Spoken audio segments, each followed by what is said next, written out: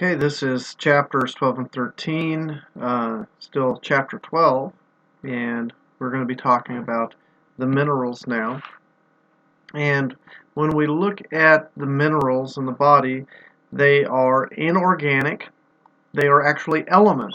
They're atomic elements, and because they are elements, that's what matter breaks down into, and then you can't break it down into anything else in a normal chemical lab.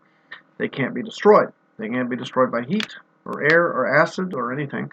So unlike vitamins, which are destroyed by heat or acid, or if you look at them the wrong way, or light, that's not the way it is. You just can't destroy minerals like iron and gold and things. So you don't have to worry about them going bad.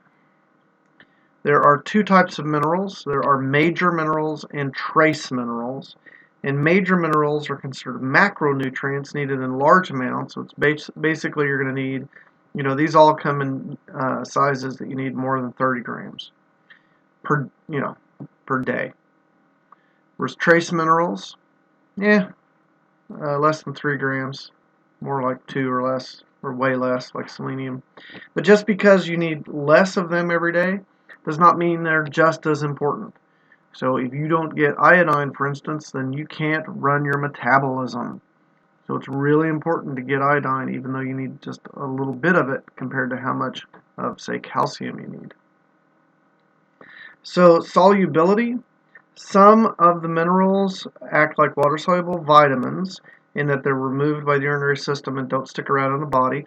Some of them act like fat-soluble vitamins, which means they stay around for a long time and hide out in your fat.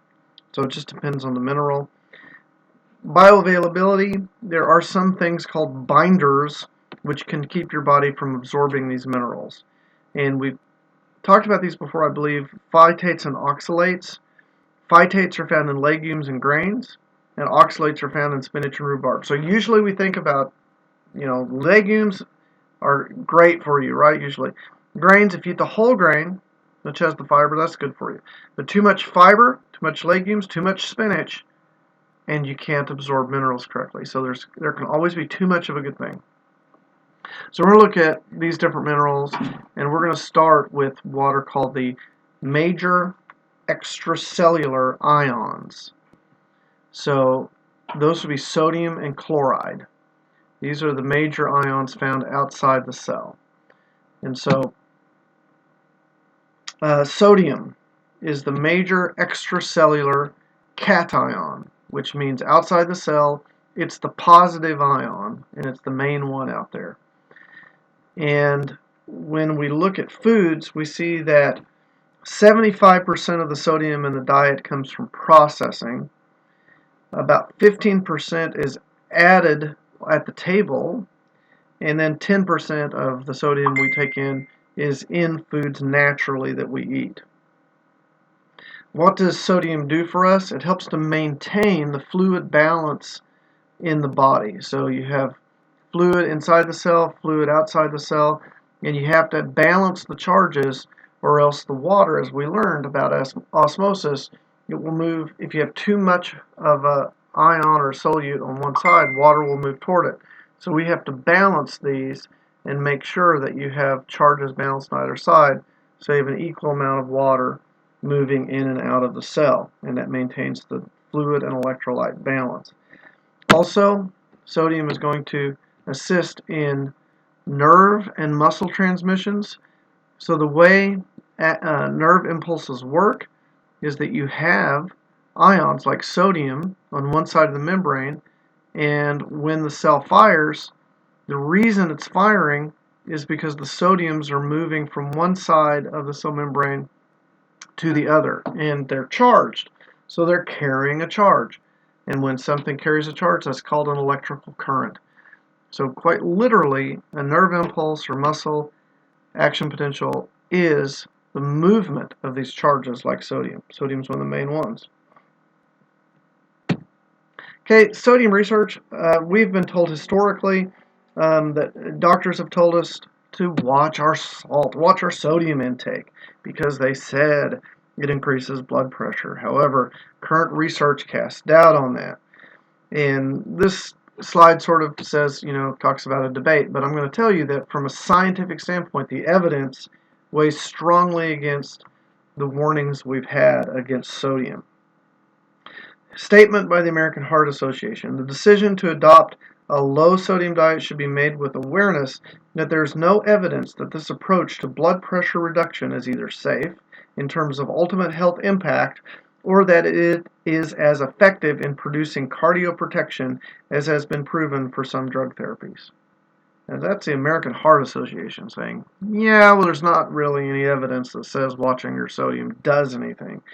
A meta-analysis of 7 studies. Now, meta-analysis is when you take the top studies in a certain field and you group them all together and look at their outcomes. Involving a total of 6,250 subjects in the American Journal of Hypertension, found no strong evidence that cutting salt intake reduces the risk for heart attacks, strokes, or death in people with normal or high blood pressure. The Journal of American Medical Association reported that the less sodium that subjects excreted in their urine, an excellent measure of prior consumption, the greater their risk of dying of heart disease. So actually, we even have evidence to the inverse, that the less sodium, the higher your risk of heart disease. So again, we've been sold a bill of goods in another area in medicine where there is no evidence for it. That being said, there are a few groups that are what are called salt sensitive that should still watch their sodium intake. It's just that these studies show us that the average person doesn't need to worry about the sodium level in their diet.